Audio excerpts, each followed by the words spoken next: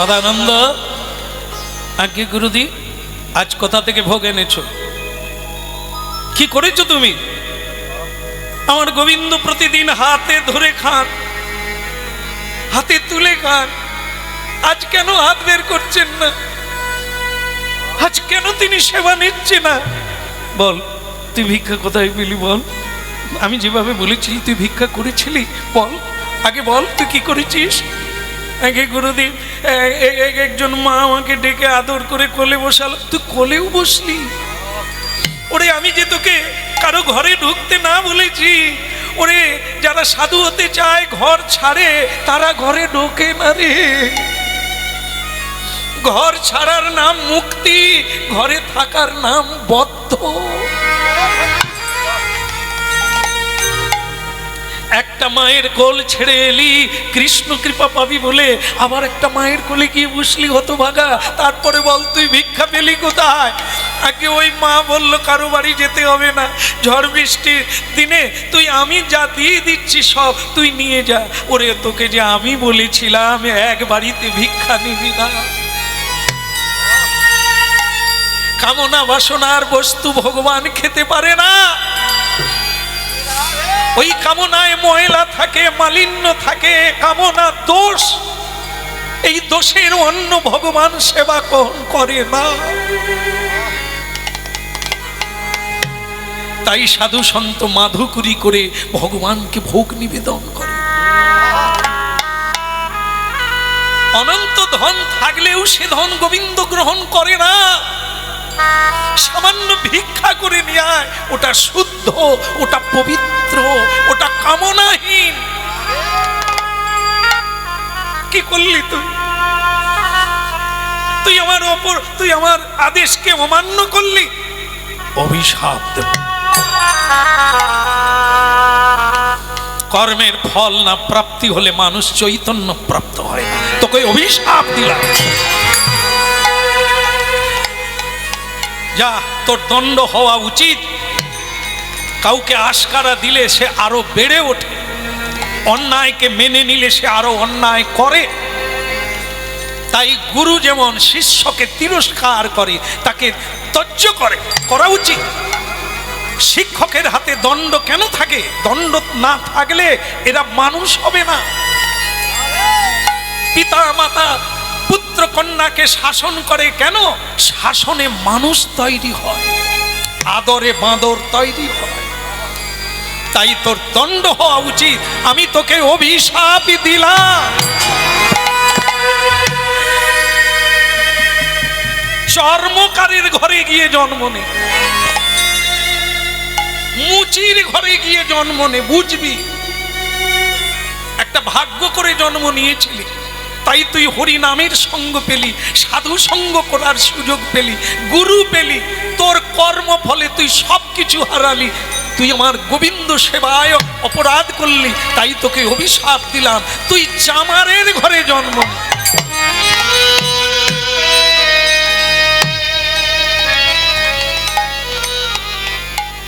জুড়াইতে চাই কোথায় জুড়াই,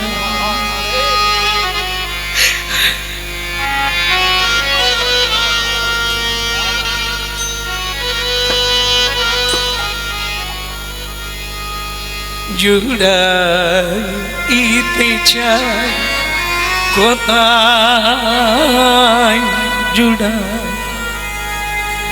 কোথা হতে আসি কোথা ভেসে যায়, বুঝিতে না পারি ভাবিগোতা, জুড়াইতে চাই।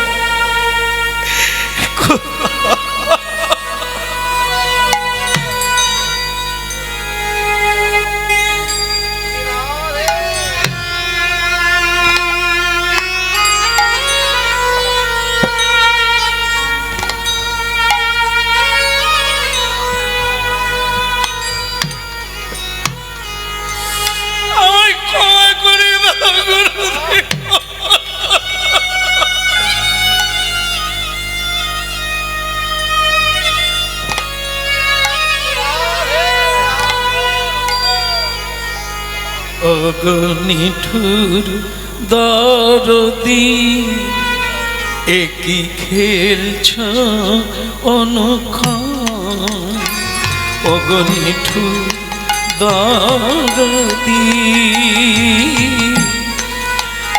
একই খেলছ অনুক্ষণ।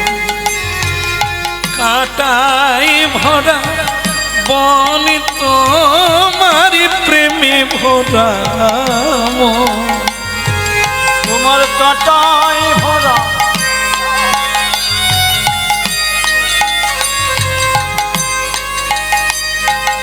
ওই কাটায় ভরা বন তোমার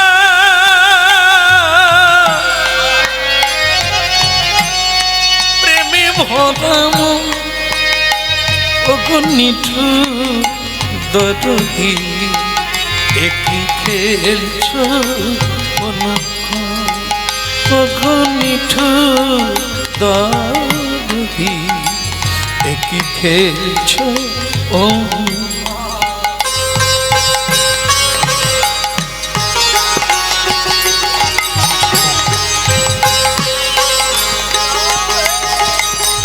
কোথা হতে আসে কত হাসি কাঁদি দয়াময়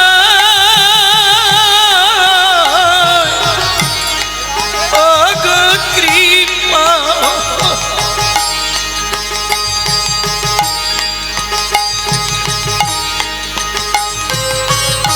কত হাসি কাঁদি কথা হতে আসি, কোথা ভেসে যায় ভাবি গোতা, ভাবি গো নিঠুর দরদি একই খেলছ।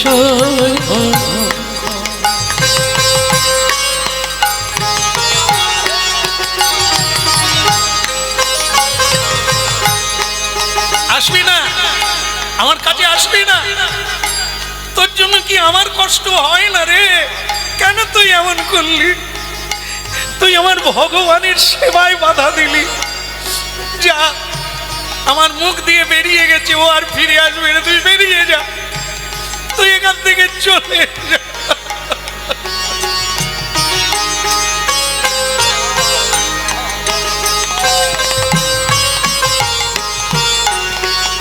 ভক্তমণ্ডলী ভাইরা, যারা আজকে গুরুচরণ আশ্রয় করেছেন তারা এটা বুঝতে পারবে এই জায়গাটা কি। গুরু পাওয়া যায়, গুরু পাওয়াও দুষ্কর, কৃষ্ণ কৃপায় গুরু মিলে, মাথায় রাখবেন, জানতে পারবেন। কোন সদানন্দ ভাবিস না যে গুরু টাকা পয়সা দিলেই গুরু পাওয়া যায়, ফোন করলেই গুরু পাওয়া যায়, না রে বেটা, না। গুরু এক জন্মের নয়। আমরা বাবা মা বারবার বদলাই, আগের জন্মে অন্যজন বাবা মা ছিল, এ জন্মে অন্যজন, আবার আগামীতে অন্যজন হবে, কিন্তু গুরু বদল হয় না। গুরু জন্ম জন্ম থাকে রে, অপেক্ষা করে, যেখানেই জন্ম নে আসতেই হবে তোকে, ওই ঠিকানা ধরে, ওই ঠিকানায় তোকে আসতে হবে। চক্ষুদান দিল যে জন্মে জন্মের গুরু সে। এই জন্য সদানন্দ সব বদলে যায়, গুরু বদল হয় না রে।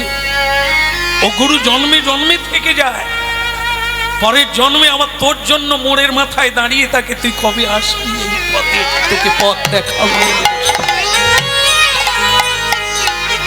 জুড়াইতে চাই কোথায় জুড়াই। যাওয়ার বেলা একটা কথা শুনে যায়, কৃষ্ণ কৃপায় গুরু মিলে, গুরু কৃপায় কৃষ্ণ মিলে। গুরু পাওয়া যায়, তথাকথিত গুরু ঘরে ঘরে আছে, জনে জনে আছে, চোখের সামনে আছে। এদেরকে তুমি গুরু করতে পারো, গুরুও নরকে যাবে, তুমিও নরকে যাবে। কারণ এরা পথ খুঁজেই পায় না এখনো, তোমাকে কি পথ দেখাবে? তাই আসল সদ্গুরু পেতে গেলে কৃষ্ণের কাছে আবেদন করতে হবে। জীবের নিস্তার লাগি নন্দসুত হরি, ভুবনে প্রকাশন গুরুর উপদরি। গুরু মানুষ নয়, গুরুকে মনুষ্য জ্ঞান না করো কখন, করেছ তো মরেছ। তো একটা কথা শুনে রাখবেন, যারা খুব মন প্রাণ দিয়ে হরিনাম শুনছেন আপনারা, এই অনেকের ধারণা আছে দীক্ষা নেওয়া মানে হাতের জল শুদ্ধি হওয়া, দীক্ষা নেওয়া মানে মানব জীবনে নিতে হয়, না হলে পূজা পাঠ করা যায় না, শ্রাদ্ধে বসা যায় না, তাই দীক্ষা নিতে হলো। কিন্তু একটা ভুল ধারণা করে রেখেছেন আপনারা, সেটা কি দীক্ষা নেওয়ার পর মন্ত্র জপ করেন না। আপনি কি করে শুদ্ধ হলে? শুদ্ধ হওয়া তো কেবল জলে ডুবিয়ে দিলে হয় না, অনেক ঘষতে হবে, অনেক মাজতে হবে, তবে ময়লা উঠবে। আবার তাকে পবিত্রকরণ করতে হবে, পবিত্র জায়গায় রাখতে হবে, পবিত্র থাকতে হবে, তবে তো তুমি পবিত্র হবে। নোংরা খাবে, নোংরা শুনবে, নোংরা ঘাঁটবে, তুমি পবিত্র হলে কোন কালে? তাই ভুল সিদ্ধান্ত। হরিনাম শুনে এই ভুল পথে চলবে না। ভাবতে থাকুন, দেখতে থাকুন, বুঝতে থাকুন, হুটপাট করবেন না। শুনতে থাকুন আর বুঝতে থাকুন। সদ্গুরু এক কামড় দেবে, এক জন্মেই আপনার সিদ্ধি লাভ হয়ে যাবে। আর অসৎগুরু যদি হয়, সেও যন্ত্রণা পাবে, তুমিও যন্ত্রণা পাবে। তোমার নিরাশান হবে না, মুশকিল আসান হবে না, জর্জরিত হয়ে যাবে। এই জন্য জীবনে প্রাপ্তি হতে গেলে সদ্গুরু প্রাপ্তি হতে হবে, আর তার জন্য ভগবানকে আবেদন করতে হবে, কাঁদতে হবে, জানাতে হবে, তবে তিনি আপনার জীবনে সদ্গুরু পৌঁছে দেন। তাই সদানন্দ, হ্যাঁ, গুরু মিলে লাখে লাখ, শিষ্য মেলা ভার। যে কাজটা তুমি করলে বড় অন্যায় করে ফেললে তুমি, যদি মেনে চলতে তবে তো তুমি মানা পেতে। তাই যাও, চর্মকারের ঘরে গিয়ে জন্ম নাও, যাদের বাড়িতে হরিনাম হয় না, যারা কোনোদিন প্রসাদ পায় না, যারা কোনোদিন সাধু সঙ্গের মানে বোঝে না, তার ঘরে জন্ম হলে তুমি বুঝতে পারবে এ জীবনটা কি আর ওই জন্ম।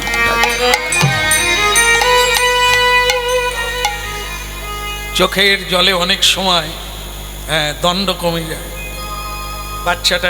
বাচ্চা ছেলে তো এত ফুঁপি ফুঁপি গুরুদেবের চরণ ধরে কাঁদলে, গুরু তো নিষ্ঠুর নয়, অভিশাপটা তো গুরুর লাভের জন্য নয়, ওর জীবনের জন্য প্রয়োজন আছে।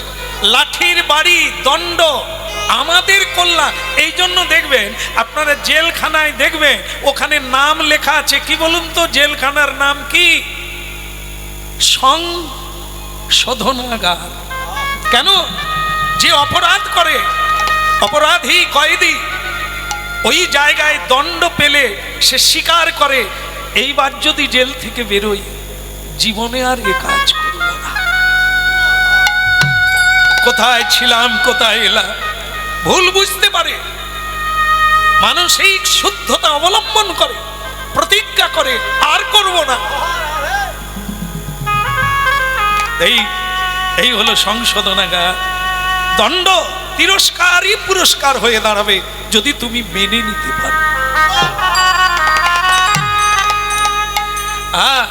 তাই বাচ্চা ছেলেটা চরণ ধরে কাঁদল,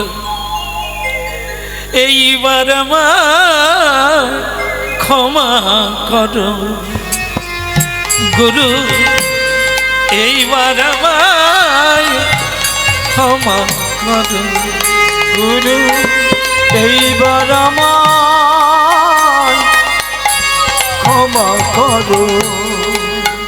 আমি ধরি ধরি তোমার চরণ ধরি, এইবার আমায়। আমি ধরি তোমার চরণ ধরি, এইবার আমায় ক্ষমা করো। এইবার আমায় কৃপা করো।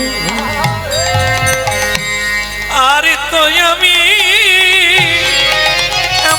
করব না এইবার আমার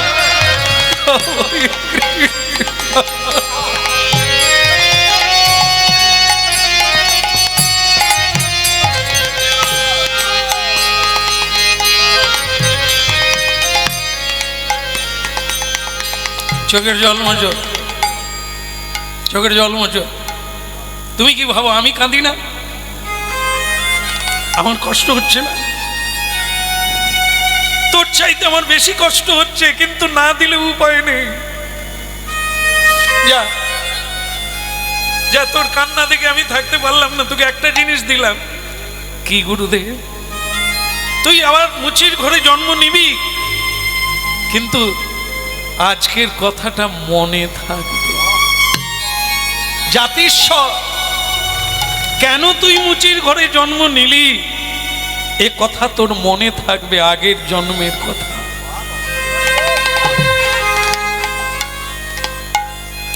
আর এটা যদি মনে থাকে, ভুল করেও কোনোদিন এই অন্যায় পথে আর যাবি না।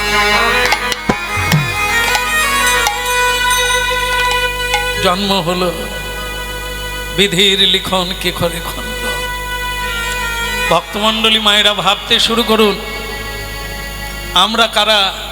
আজ আমাদের এই কঠিন অবস্থা কিসের জন্য? আমাদেরই কর্মের জন্য।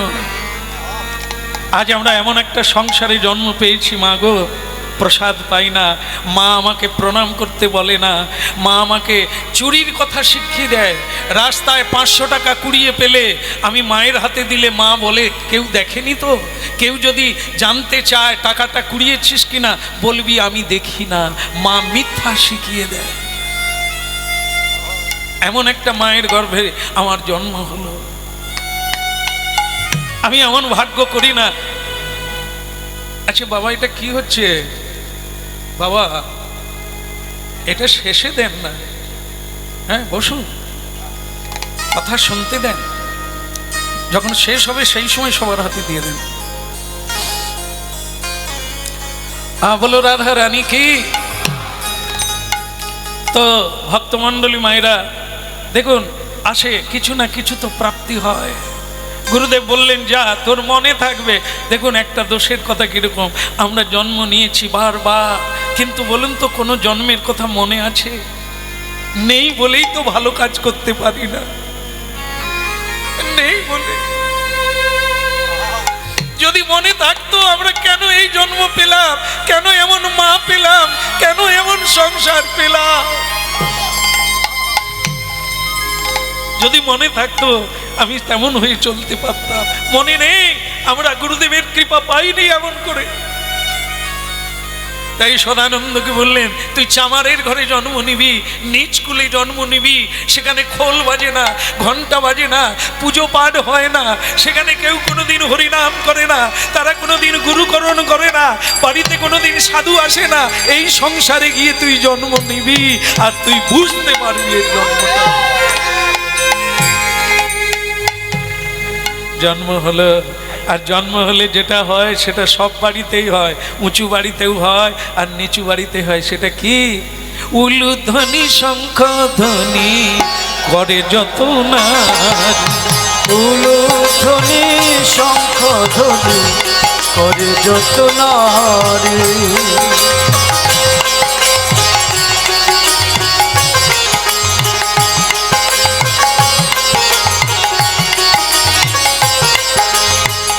উলুধ্বনি শঙ্খ ধ্বনি করে যত নারী। ওই উলুধ্বনি শঙ্খ ধ্বনি করে যত নারী।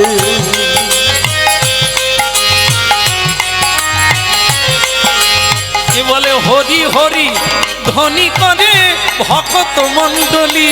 ওই হরি হরি ধ্বনি করে ভক্ত মণ্ডলী। হরি হরি ধ্বনি করে ভক্ত মণ্ডলী। ওই হরি হরি ধ্বনি করে ভক্ত মণ্ডলী। উলুধ্বনি শঙ্খ ধ্বনি করে যত নারী। উলুধ্বনি হরি ধ্বনি করে যত নারী। উলুধ্বনি হরি ধ্বনি করে যত রে উলু ধ্বনি হরি ধ্বনি